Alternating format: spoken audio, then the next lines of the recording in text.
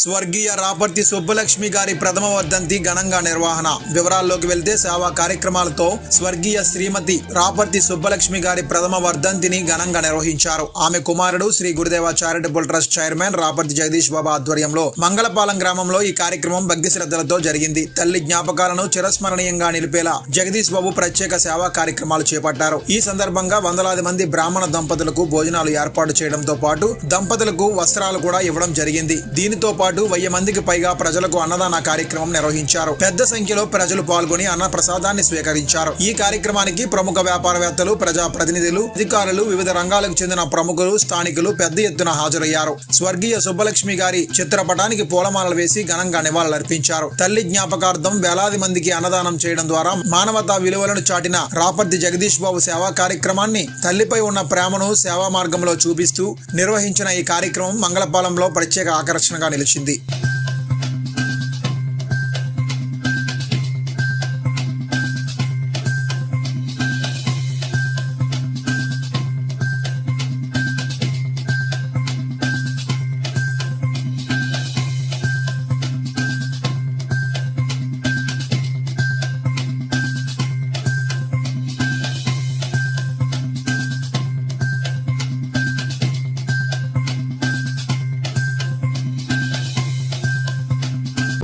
FTP news లో ads పొందాలి అనుకుంటే వెంటనే సంప్రదించండి 9573621009.